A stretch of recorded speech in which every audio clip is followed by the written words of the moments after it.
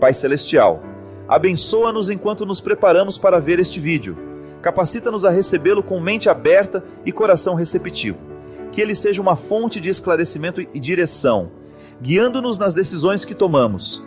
Capacita-nos a assimilar os ensinamentos com sabedoria e a viver de acordo com os valores que ele transmite. Que esta mensagem nos fortaleça espiritualmente e nos ajude a ser luz para os outros. Amém.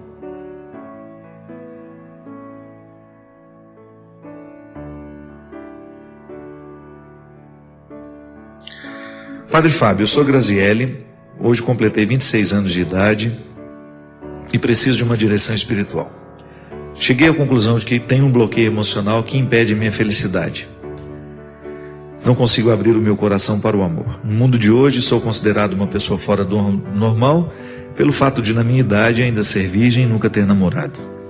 Nunca me deixei levar por rapaz algum, talvez pela falta de confiança nas pessoas.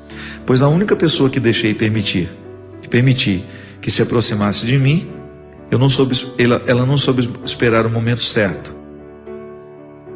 Éramos amigos de infância, crescemos juntos e ele me decepcionou muito.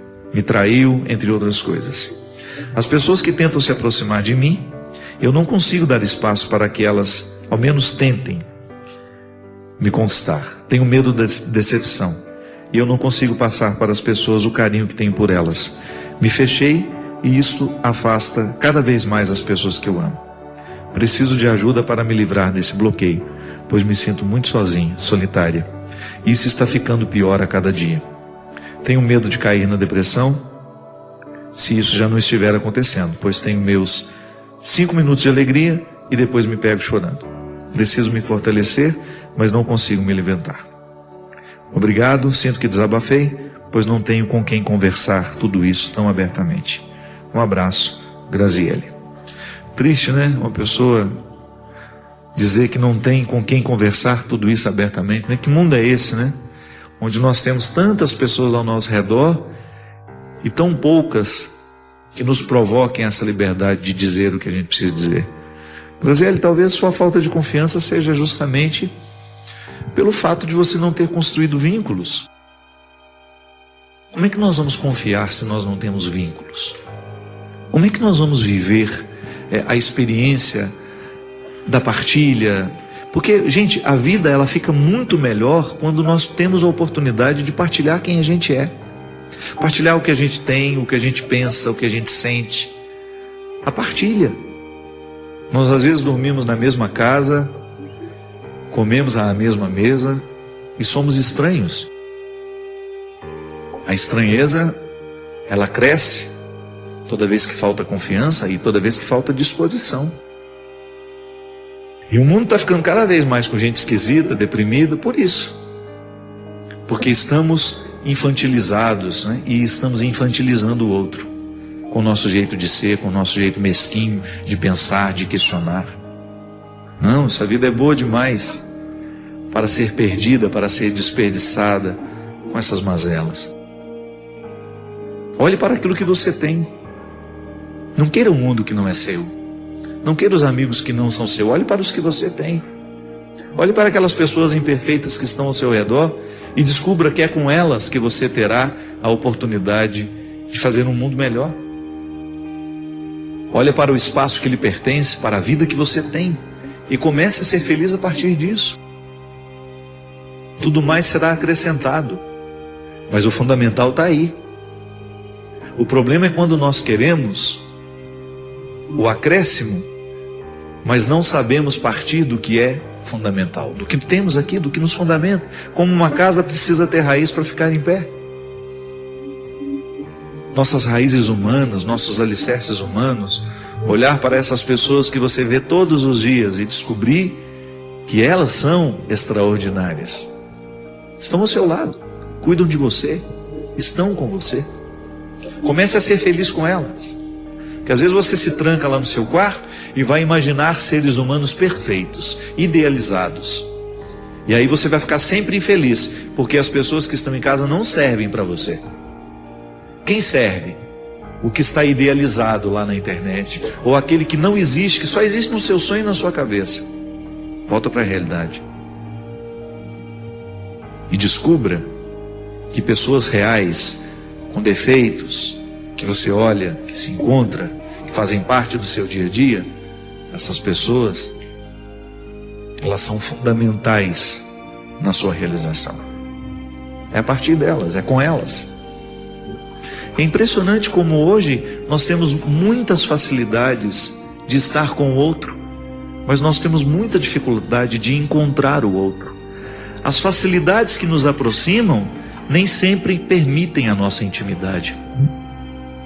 Pode observar, os recursos que nós temos hoje, é tão fácil você se deslocar e ir de um lugar ao outro. Você entra no seu celular e ali você tem 1000 pessoas querendo conversar também. Mas por que essas facilidades não geram os verdadeiros encontros? Porque o encontro, minha filha, ele é construído aos poucos. E a primeira coisa que nós precisamos fazer para ter a oportunidade de encontrar alguém de verdade é abrir o nosso coração. É parar de pensar nas decepções que aconteceram, é parar de julgar as pessoas que nós encontramos, achando que elas são todas iguais àquelas que nos decepcionaram. E outra, e quem disse que a gente não pode se decepcionar? Eu me decepciono todos os dias. Às vezes eu me deparo com algumas manifestações de infantilidade, com pessoas que até então eu considerava maduras, através de um e-mail, através de uma coisa lá no Twitter. Eu falei, meu Deus do céu, não é possível. Será que essa pessoa que está conversando comigo aqui é aquela que eu considero madura para isso, para aquilo, me fazendo algumas vezes algumas perguntas tão descabidas, sabe? Que não... Você se decepciona, mas você tem o direito de pensar que existem outras pessoas que poderão lhe proporcionar o que você precisa. Não é todo mundo que nos decepciona. E a vida vai mostrando sim quem são as pessoas. Elas se revelam sim aos poucos. As máscaras caem todas. As máscaras caem muito rapidamente. É só você dar a oportunidade de conviver. Agora, você vai sendo capaz de coletar no meio de milhões e milhões de pessoas as 2 ou 3 que você precisa para viver. Não basta. Não basta ter 1 milhão de pessoas se você não tem 2, 3 que você coleta lá e que você sabe, nessas aqui eu posso confiar. Essas aqui saberão me ouvir. Essas aqui não me cobrarão o indevido. Essas aqui estão maduras, ou estão pelo menos dispostas à maturidade. Que isso é fundamental, minha gente. A pessoa, se ela não estiver disposta à maturidade, ela será sempre um estrago na vida de quem passa por ela. Graziele, peça a Deus a graça, de que você tenha, de que você faça cair por terra todas as decepções que lhe impedem de encontrar hoje as pessoas. E já peça também um plus, viu? Você vai continuar se decepcionando, mas não é por causa da decepção que você vai desacreditar na possibilidade de ter pessoas boas ao seu lado. Numa fração de segundo, você passa pela vida de alguém, você cumprimenta, você recebe um sorriso, você oferece também, você ajuda, você é atendido, você atende. É assim, a trama da existência. Nós vamos nos misturando uns nos outros. E a gente se mistura tanto que depois a gente não sabe mais ser sozinho. Que Deus nos abençoe sempre mais na nossa capacidade de construir vínculos verdadeiros, nunca imaginários, mas reais. E a partir desses vínculos, nós descobrimos a graça do amor cristão. Obrigado pela oportunidade de entrar na sua casa, de falar com sua família. Obrigado pela confiança de me dedicar esse tempo agora, de me permitir participar da sua vida. A partir do momento que a gente deixa o outro falar com a gente, de alguma forma nós estamos abrindo as portas do nosso coração, da nossa vida. Eu espero, com a minha fala de hoje, poder lhe fazer uma visita de um jeito certo. Poder ter a oportunidade de ser padre para você, de falar daquilo que eu acredito, de ter a oportunidade de partilhar a minha vida, a minha verdade, as minhas realidades, os meus defeitos, as minhas qualidades, tudo aqui perpassando pelas minhas palavras, pela partilha que pretende ser este programa. Eu me recordo que quando eu dava aula, fazia na faculdade, eu tinha esse ofício de ensinar escatologia, que é é o braço da teologia que reflete sobre as realidades futuras, sobre a eternidade. E eu gostava sempre de salientar com os meus alunos que nós, como padres, toda vez que nós formos falar da morte, temos que falar sempre a partir do significado que ela traz para a vida. De nunca pensar como uma finalização, né? É apenas uma passagem. E falar dessa passagem, refletir sobre essa passagem, é a gente pensar na nossa vida, no nosso jeito como nós estamos vivendo. Aliás, às vezes eu identifico que o medo que nós sentimos da morte está diretamente ligada à nossa falta de qualidade na vida. Porque a partir do momento que a gente vive com qualidade, nós vamos encarar a morte de um jeito diferente. É claro, é natural que nós tenhamos apegos. E aliás, eu fico pensando que os nossos apegos, eles são fontes de muitos sofrimentos. Quando eu tenho um amor a alguma pessoa, quando eu tenho um vínculo com alguém, é natural que eu tenha medo que essa pessoa morra, que ela vá embora da minha vida. E é natural que eu sofra muito no momento em que isso acontece. É uma experiência positiva de amar que acaba se desdobrando no sofrimento, né? Então hoje é um dia de saudade, um dia de recordar as pessoas que um dia foram importantes na nossa vida e que de alguma forma continuam vivas dentro de nós. Porque a saudade é esse sentimento que Deus nos permite viver, experimentar, para a gente fazer ficar presente dentro de nós aqueles que já partiram. Então hoje, ao recordar e ao rezar pelas pessoas que nós amamos, que já foram embora da nossa vida, nós poderíamos, quem sabe, ter a oportunidade de olhar para o jeito como nós estamos vivendo. Então a celebração da morte ganha sentido de ressurreição, né? Porque se pensar a morte do outro me faz pensar na vida que eu ainda não estou morto, então de alguma maneira eu vou descobrir nessa minha vida as ressurreições possíveis. Aquilo que eu já posso experimentar de maneira antecipada da eternidade que eu tanto espero. A gente sabe que o dia de hoje é sofrido para muita gente, é sofrido para todos nós que de alguma maneira perdemos até de maneira mais recente, né?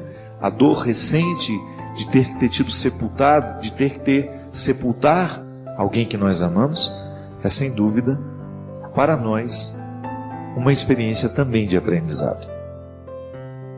Olhando para aquele que a gente não tem mais, quem sabe a gente possa perceber o que está do nosso lado hoje. Muitas mães se curam da dor de terem perdido um filho quando são capazes de olhar para os filhos que ficaram. É a sabedoria da vida, né? Nos sacudindo ou até mesmo mexendo com a gente para que a gente descubra naquele momento da dor um elemento que nos faça sobreviver. Porque se a gente vai ficar parado naquele que morreu, naquele que foi embora, naquele que não está mais entre nós, a gente corre o risco de esquecer os que estão ao nosso redor. O amor, minha gente, é sem dúvida a experiência humana mais profunda que nós podemos fazer. Mesmo porque o amor abre muitas portas dentro de nós.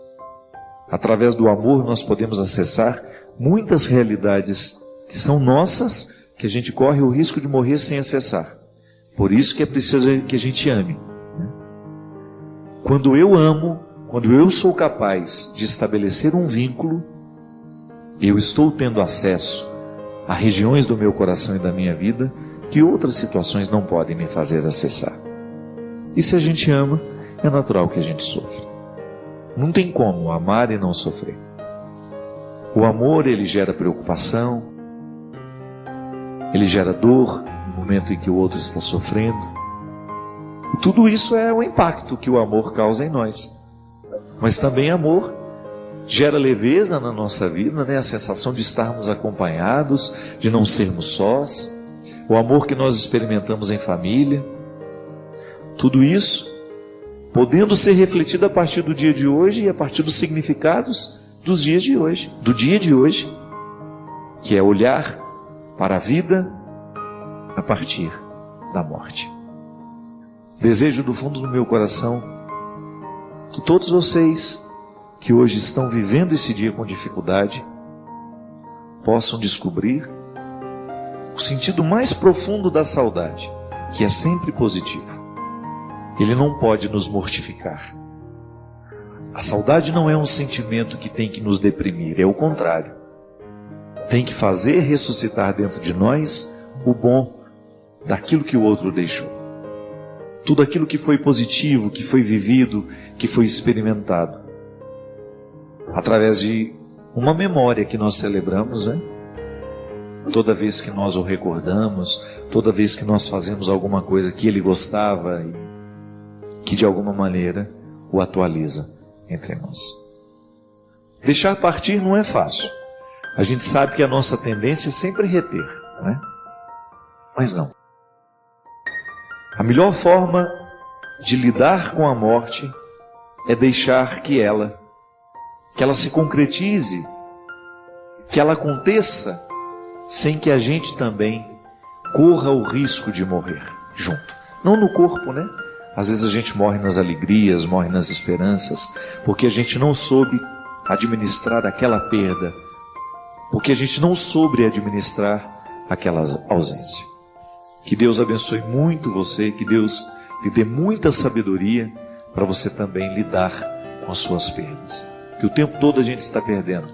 O tempo todo nós passamos pela experiência de perder. É inevitável. A vida é assim.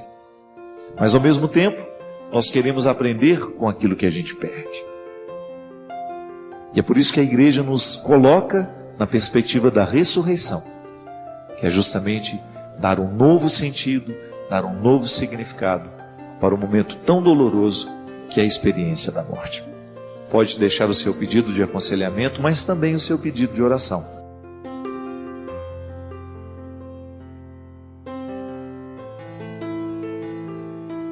Padre Fábio, já faz um tempo que venho alimentando um sentimento por um colega de trabalho. No início era só uma admiração, depois uma amizade, e agora já não sei mais o que sinto. Sou casada e isso tem me incomodado muito, pois a frieza com meu marido está sendo inevitável. Estou traindo meu marido, padre? A traição, ela começa no momento em que nós nos permitimos imaginar para a nossa vida aquilo que a gente já não pode mais. E relacionamento é investimento o tempo todo, que a origem de todas as angústias e ansiedades da vida estão nas possibilidades. Se você entra numa concessionária e vai comprar um carro, se você tem 5 cores, você vai escolher uma só. Você vai ficar mais angustiado até escolher aquela cor. Mas escolheu aquela cor, sai, esquece que tem outras, não é assim? Enfim, mas no momento que você estabelece um vínculo que você quer que seja definitivo, você terá que investir naquele definitivo.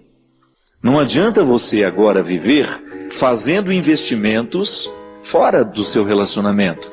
Quando você está namorando, é até possível que você enxergue outras possibilidades para você. Mas a partir do momento que você é casada e quer levar o seu casamento adiante, eu creio que não seja honesto primeiramente com você, né? Alimentar o afeto por uma outra pessoa. A não ser que você não queira, mas o seu casamento aí é diferente, é um problema seu. Se você diz que isso lhe incomoda, o primeiro traço da traição que você precisa fazer cair por terra é aquele que você trai dentro de você mesmo. É você que está se traindo, minha filha. Porque dá muito trabalho você levar uma vida matrimonial, você ser fiel a um esposo, se você continua alimentando dentro de você um ou outro sentimento que não seja ordenado, que não seja de acordo. Não significa que você não possa ter amigos, não significa que você não possa ter aqueles relacionamentos que compõem o mosaico da sua vida. Mas o amor conjugal, esse amor erótico, né? Você alimenta pelo seu esposo, e se você não fizer esforço para isso continuar, você correrá o risco então de viver um processo de traição, que no primeiro é traição a você mesmo e depois traição a ele, naquilo que você vai realizar concretamente, nas possibilidades que você assumir para você. A melhor coisa que a gente precisa fazer na vida é a gente conhecer bem quem a gente é. Isso é fundamental. Você como mulher, você sabe muito bem quem é você, onde é que estão os seus pontos fracos, E se você começar a explorar demais os seus pontos fracos, você corre o risco de perder o prumo da existência. Se aquela pessoa que lhe desperta um sentimento diferente, uma sensação, aquele frio na espinha, uma coisa assim, não tem? Se você continua se aproximando e querendo aquela convivência, você começa a minar a sua defesa. É como se você estivesse julgando contra você mesmo. Se eu tenho o desejo de ser fiel àquilo que eu assumi, eu preciso ter uma conduta que me favoreça isso. Então, de vez em quando, a gente se perde nesses desequilíbrios pequenos, nas possibilidades, quando você começa a olhar para uma coisa de um jeito que você não deveria, quando você começa a minar o seu campo. Mas aí não. Quando você se apercebe disso, é hora de você tomar a sua decisão. Se a gente abre porteiras que a gente não pode fechar depois, a boiada passa. Estou errado? Então é uma questão de honestidade. Se você percebe que aquilo que você está nutrindo por esse amigo seu já é diferente daquilo que deveria ser, e se o seu casamento é um valor, e eu espero que seja, olhe para os seus filhos, olhe para o seu marido e reconstrua esse sentimento dentro de você. Reorganize isso dentro de você. É possível. Cada vez que nós vivemos um sentimento desorganizado, se a gente quiser, a gente coloca em ordem. Agora, se a gente não quiser, a bagunça vira generalizada. E daquele outro vai virando, o outro vai virando. E aí a gente perde o equilíbrio. Eu não consigo ser perfeito. Não sei você. Nunca consegui. Eu nunca consegui fazer nada na minha vida que eu pudesse dizer com tranquilidade: isso que eu fiz está perfeito. Não. Tudo é marcado pela nossa insuficiência. Eu sou insuficiente nas minhas decisões, eu sou insuficiente na minha forma de pensar, eu sou insuficiente nas minhas ações. Por mais que eu queira, a minha vontade é fraca. Então, se tem uma coisa que eu nunca na minha vida experimentei, foi a perfeição. E é interessante porque o conceito de perfeição, ele perpassou muito a nossa cultura. Ele acontece o tempo todo na nossa cabeça sem que a gente perceba, sem até mesmo que a gente pense sobre ele. Quantas vezes eu me tornei uma pessoa infeliz porque inconscientemente eu estava programado para ser perfeito? Como é que alguém é programado para ser perfeito? A partir da experiência de sermos quem somos, de nascer onde nascemos. Não sei como foi a sua relação com seus pais, com as pessoas que de alguma forma tiveram uma autoridade emocional, afetiva na sua vida. O que eu sei, sem medo de errar, é que muitos de nós fomos criados com a pretensão de que deveríamos ser perfeitos.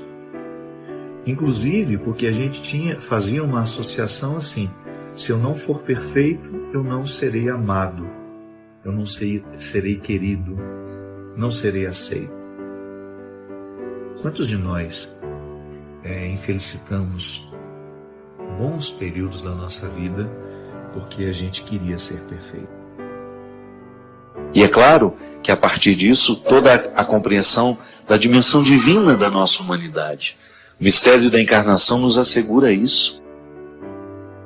Depois, no mistério da encarnação, tudo está tocado pelo sagrado. E Nossa Senhora é a mulher onde tudo isso acontece. É a carne que Deus escolhe para inserir de maneira definitiva, inserir-se de forma definitiva na história. E a partir dessa construção teológica de Nossa Senhora, às vezes a gente perde alguns elementos humanos dela. Aliás, esse é um problema que às vezes a gente vê dentro do contexto da Mariologia, as pessoas esquecerem a humanidade de Maria, que é tão importante isso para nós. É a parte que nos cabe nesse mistério. Então, se a gente coloca a Nossa Senhora muito distante do que é humano, a gente perde o específico nosso, nela representado dentro do mistério da encarnação. Maria cheia de raça, não teve de graça o que recebeu. É bonito porque você pensar que Nossa Senhora precisou do esforço humano em todo o seu processo também, na elaboração de tudo aquilo que ela precisava significar na vida de seu filho. Não foi fácil ser ela. Não foi fácil cumprir o seu papel. E aí você retira Nossa Senhora desse contexto muito, às vezes, uma ternura sem coragem, né? Às vezes a gente vê Nossa Senhora assim, né? Muito frágil. A própria, muitas vezes, a própria representatividade na própria imagem que às vezes a gente tem dela. Uma ternura que dispensou a coragem. Não, pelo contrário, né? Essa ternura só é possível porque essa mulher teve muita raça. Ela precisou enfrentar os desafios diários de sua maternidade. Precisou lutar no seu dia a dia para poder exercer o papel na vida de seu filho Jesus e enfrentar a sociedade do seu tempo. Aqui é uma passagem muito interessante que mostra essa força de vontade como um elemento essencial na vida de Nossa Senhora. Porque Deus nos transforma a partir da vontade, né? O fortalecimento da vontade é um processo necessário em nós. A relação sempre foi muito tranquila, ela está dizendo, muito companheirismo. E ela coloca uma coisa interessante aqui. Eles nunca brigaram durante todo o processo do namoro. E no começo do mês de junho, 5 meses depois de casado, ele simplesmente disse que cometeu um erro e saiu de casa. Foi embora. Foi como se uma bomba tivesse caído sobre a minha cabeça, padre. Minha família está muito abalada, a dele também, principalmente a mãe dele, que é muito católica. Eu o amo, sempre fui uma boa esposa, sempre fiz tudo certo. Não sei o que fazer, não entendo por que ele fez isso comigo. Não sei mais se posso reconstruir a minha vida. Por favor, me dê uma luz. Primeira coisa, minha filha, não se casa com uma pessoa com quem você nunca brigou, né? Isso não é um valor, com todo respeito. Uma relação, ela só pode ser compreendida como saudável se há desentendimentos também. Às vezes nós temos uma visão muito romanceada, muito romântica do outro, né? Com todo respeito a você, minha filha, ao me contar que você nunca brigou com seu namorado, que você se casou com ele, sem nunca ter tido um conflito com ele, você entrega para mim a prova concreta de que o casamento de vocês não deveria ter acontecido. Sabe por quê? Porque a gente só pode se casar depois que você viveu todas as fases do conflito. Porque senão você está casando com um príncipe encantado. E ele está casando com uma princesa. Recorda-se, o meu livro Sequestro da Subjetividade fala disso. Que existem relações que elas são pautadas a partir dos contos de fadas. A menina espera que o príncipe encantado chegue. E um dia ela acha que encontrou esse príncipe encantado. Daqui a pouco ela descobre que ele é um sapo. Ela vai embora. O encanto se desfaz. Da meia-noite às badaladas do relógio e tudo vira abóbora. Veja bem. Se ele foi embora é porque se estabeleceu a decepção dentro dele. Não brigar não é valor, gente. Pelo amor de Deus. A vida humana é feita de conflitos. E a gente só estabelece os verdadeiros amigos depois dos conflitos. Se na relação de amizade o conflito é necessário para você saber que ama, muito mais uma relação que vai virar casamento, que vai virar família. Então às vezes a gente erra por ter uma visão romântica das coisas. A visão romântica das coisas é aquela visão ingênua de achar que tudo vai ser perfeito, de que tudo será maravilhoso. É igual aquela menina que sai do interior, vai morar na capital para estudar, achando que ela vai viver um sonho de Cinderela. Chega lá, começa a dar tudo errado, ela volta embora 2, 3 dias depois. Tem que voltar mesmo. Se está esperando que a vida seja fácil, está esperando que tudo vai ser simples, não. Dá certo na vida é quem sabe enfrentar o conflito. Quem tem força o suficiente para deixar cair por terra as visões ingênuas que alimenta. Volto a dizer, é processo de maturidade. Uma criança sempre tem uma visão ingênua da vida. Gente, a história da humanidade é marcada pelo processo do deslocamento da visão ingênua até a filosofia. Quando relampeava relampejava, como é que fala isso? Relampeava mesmo? O relâmpago. Quando relampejava, sabe o que a gente falava? Papai do céu está bravo. Isso é uma compreensão mítica da realidade. Isso é uma explicação fácil. Diante de tudo que a gente não sabe explicar, a gente costuma ter uma visão mágica, uma explicação mágica. A sabedoria, a inteligência, ela consiste em nós sabermos adequar as respostas para as devidas perguntas. Conflito é isso. É você buscar a resposta certa para a pergunta que você tem. Se você vive a partir de uma visão romanceada, de que tudo será lindo, maravilhoso, você vai se decepcionar justamente no momento que você descobrir que as pessoas não são assim. E o outro não tem obrigação de ser. Muitas vezes, minha filha, uma situação como a sua, você não é a única. Quantos casais se casam assim, achando que o outro é uma princesa, que o outro é um príncipe? Aí na hora que começa a conviver, viu que nada disso era verdade. Porque se já tivesse quebrado o pau antes, tudo bem. Vocês já teriam sabido, olha, nós brigamos, nós já nos acertamos, a gente sabe quais são as nossas diferenças, a gente sabe quais são as nossas qualidades, mas a gente se escolheu mesmo assim. Aí você não está casando enganado. Agora, ao confessar que vocês nunca brigaram, você nos dá a entender de que realmente vocês não se casaram na época certa. O conflito não aconteceu. E conflito é que amadurece uma pessoa. Olha, se você quiser fazer o seu filho ficar criança a vida inteira, é só você evitar os conflitos na vida dele. Só você colocar debaixo da sua asa, não permitir que ele voe, não permitir que ele erre, não permitir que ele caia. É só você fazer isso. Cuidado excessivo faz isso com as crianças. As crianças ficam imaturas para o resto da vida. Aí você vai ver aquele homem lá de 40 anos que ainda tem dificuldade de lidar com as próprias dificuldades. Dificuldade com a própria dificuldade. Ele não sabe lidar com os limites que tem, porque infelizmente não foi preparado para viver conflito. Tem gente que não gosta de conflitos, já deve ter encontrado muita gente assim. Ela nem estabelece conflito com os outros porque ela tem medo. Ela tem medo de perder os amigos, tem medo de contrariar o outro. Pelo amor de Deus, quem é seu vai ser seu sempre.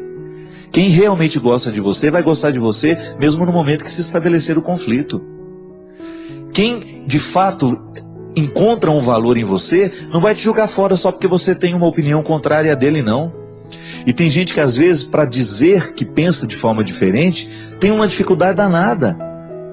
Isso é imaturidade, gente. Maturidade consiste em nós sabermos dizer o que a gente verdadeiramente pensa sobre as coisas, consiste em a gente verdadeiramente dizer o que a gente sente, sem medo do que o outro vai reprovar ou aprovar em nós. Isso é uma questão de sobrevivência. Se a gente não investe neste processo de maturidade, nós vamos chegar aos 40 anos com a mesma idade mental e sentimental e afetiva de um adolescente de 12. Não podemos fazer isso. Isso é retrocesso, isso é deixar de você viver o bom da vida.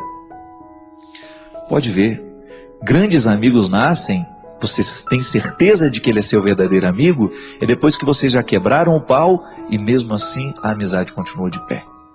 Já tiveram inúmeras dificuldades, mesmo assim o outro não desistiu de você.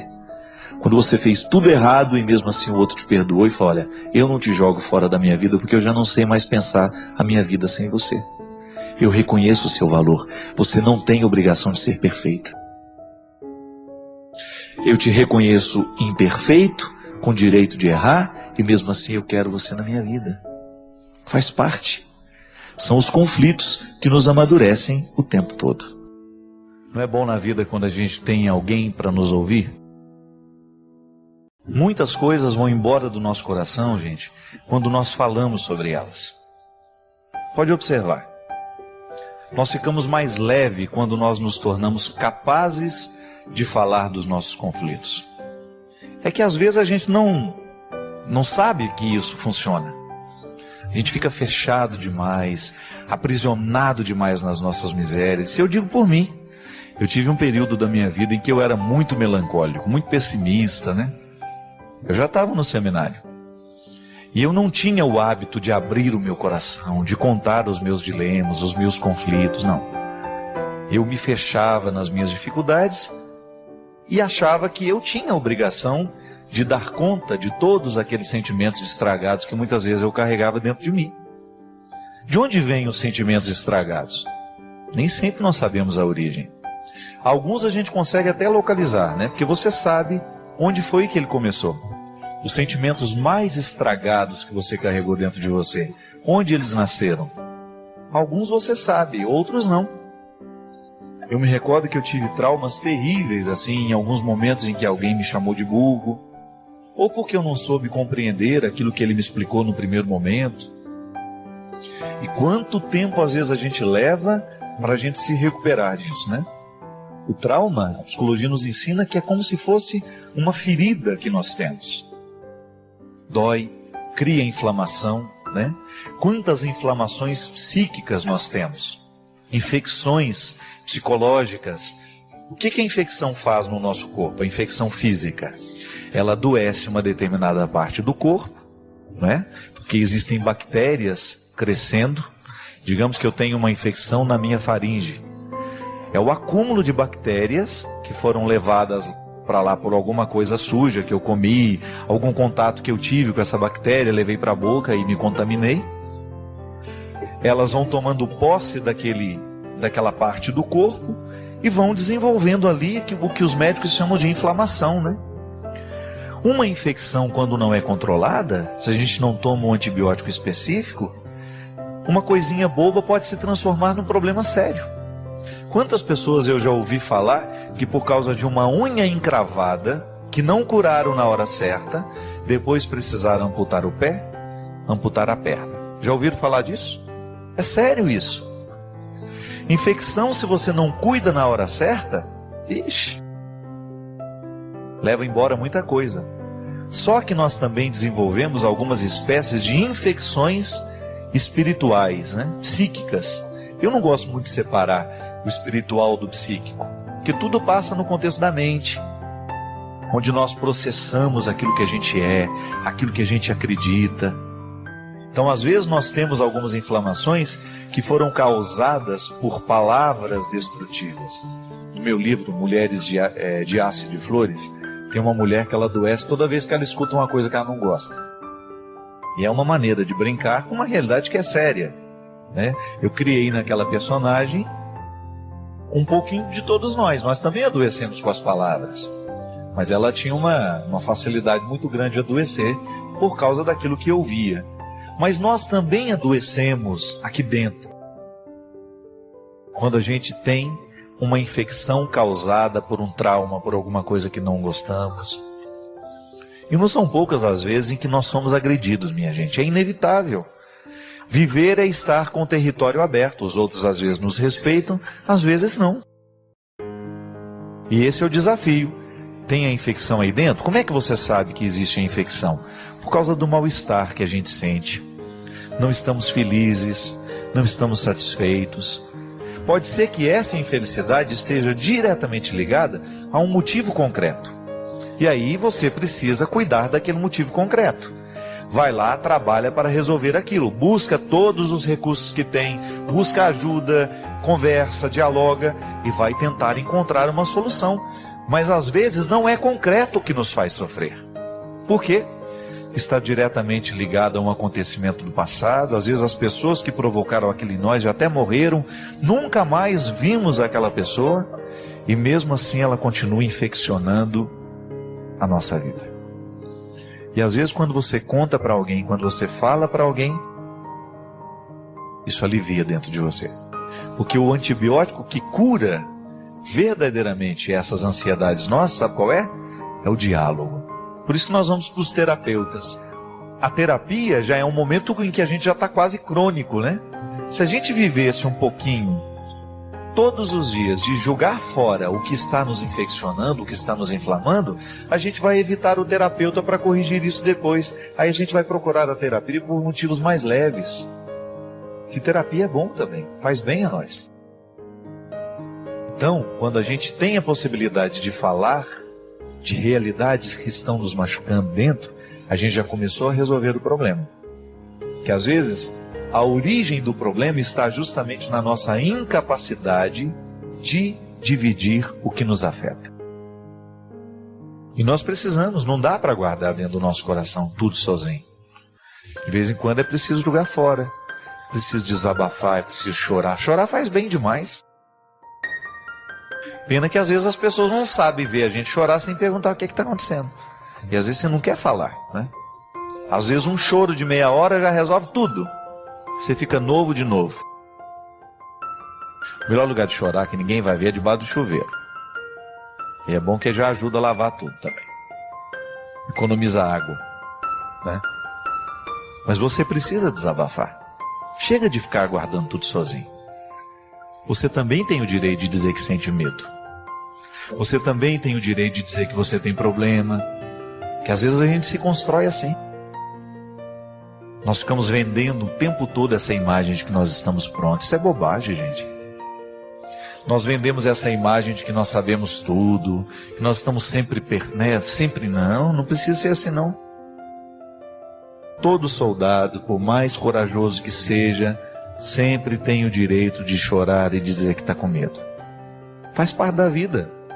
Desabafar faz bem. Sabe, eu tenho cada vez mais pensado nisso. Por que que os relacionamentos de internet, esses relacionamentos virtuais, às vezes ocupam tanto a vida das pessoas? Às vezes a pessoa passa horas e horas e horas conversando com pessoas que elas nunca viram na internet. Por quê?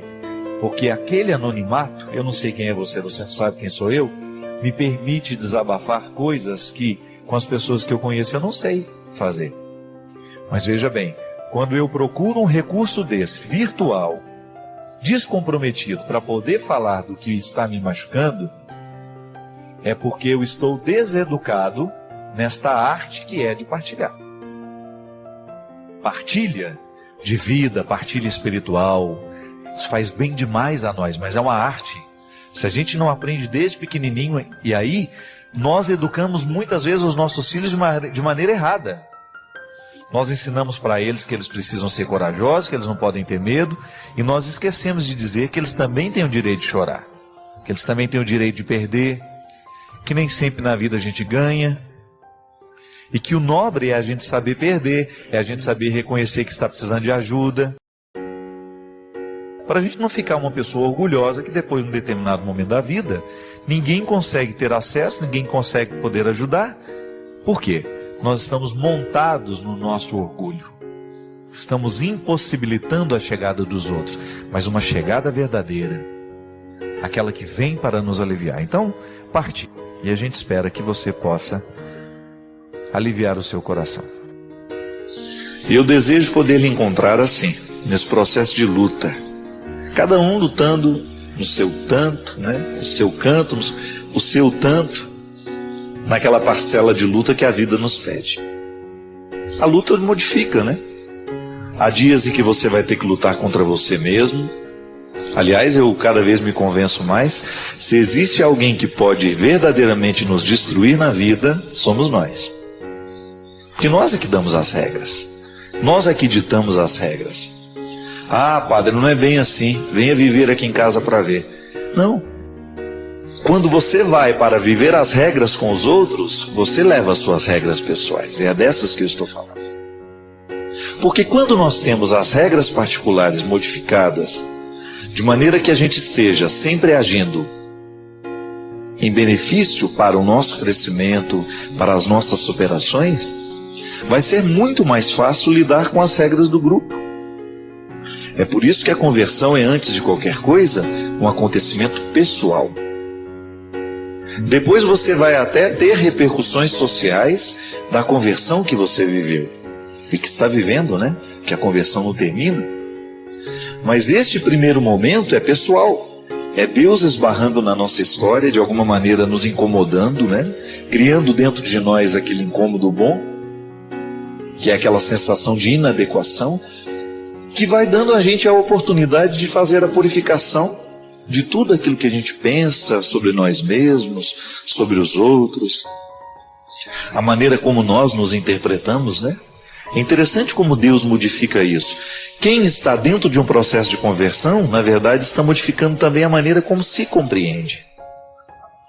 Quantas vezes na vida você se interpretou de maneira tão fechada, tão mesquinha? Quantas vezes na vida você deixou de alcançar vitórias, de chegar a lugares mais distantes, porque você se interpretou fraco demais? Não é assim? Quantas vezes você se interpretou com desprezo? Quantas vezes você não acreditou em você? E isso é determinante. Deus modifica isso, né? Porque Ele coloca um otimismo, um amor próprio maior. Ele ilumina a nossa consciência de forma diferente. E aí, de repente, a gente começa a ousar um pouco mais, a gente vai alcançando um pouco mais de coragem para vencer essas batalhas terríveis que nós precisamos vencer todos os dias. Há dias em que a gente precisa lutar um pouco mais. Há dias em que a gente tem o direito do descanso. Mas você pode ter certeza que a dinâmica da luta não vai terminar. Ainda hoje mesmo, conversando lá em casa, né? A gente falava sobre isso. Como é difícil na vida a gente conseguir, a gente viver essa tranquilidade de você saber que você está fazendo a coisa certa. E é por isso que no momento em que a gente perde a estribeira, né, como a gente diz, né, quando você sente que você se deslocou do lugar em que você deveria estar, quando você abaixa a sua expectativa, ou quando você deixa de sonhar grande para você, quando você se reduz àquela pior parte que você tem, fica uma sensação de desconforto. E é aí que o processo de Deus em nós vai se acelerando cada vez mais. Quando você permite que essa inquietude gere uma atitude. Então tá bom, eu olho para a minha vida, descubro que de vez em quando eu esqueço de quem eu devo ser, me nivelo por baixo, sou um ser humano qualquer, ajo de qualquer jeito, trato mal as pessoas, me perco do equilíbrio, me distancio do referencial de bondade que eu quero viver. E aí, no momento que você reconhece isso, você assume sua verdade e você constrói uma atitude que possa restaurar o que você estragou, que possa consertar o que você machucou. Porque é luta. Não é fácil a gente reconhecer as podridões que nós trazemos dentro do nosso coração. Não é fácil. Não é fácil você olhar para você e reconhecer que você tem defeitos. Tanto é que você se irrita com facilidade toda vez que alguém aponta um defeito seu. Não é verdade? É ruim mesmo. Alguém olhar para você e dizer, você faz isso mal, ou te ofender. Mas é horrível quando a gente está aprendendo alguma coisa, não é verdade? Quando você está num processo de aprendizado e o outro vem e desmoraliza o pouco que você já sabe. Ah, só isso que você sabe? É horrível. Toda vez que alguém toca na nossa fragilidade, é natural que a gente reaja com sofrimento. Agora, você não pode fugir disso. Se você tem dificuldades de ouvir os defeitos que você tem pela voz do outro, tenha coragem de ouvir pela sua voz. Olhe para você mesmo, não tenha medo disso. É você, é sua verdade, é seu projeto. Você não é outro. Por mais esforço que você fizer, você não vai ser outra pessoa. Por mais plástica que você faça, por mais que você queira mudar o seu rosto, o seu corpo, você não vai ser outra pessoa. A sua essência está aí, com defeitos, com possibilidades. Agora, a partir do que você é, pode nascer um ser humano grande. Isso não tenho dúvida. Quantos miseráveis ficaram grandes porque acreditaram nisso? Quantas pessoas miseráveis que não tinham quase nada aos olhos dos outros e que de repente se ocuparam de suas essências e floresceram e ficaram grandes e ficaram bonitos e ficaram viçosos no jardim humano. Por quê? Porque não tiveram coragem, não tiveram medo de ouvir pela própria voz os piores defeitos que têm. Sua participação é crucial. Compartilhe suas ideias nos comentários. Inscreva-se para mais inspiração e convide outros a fazerem parte dessa jornada de crescimento.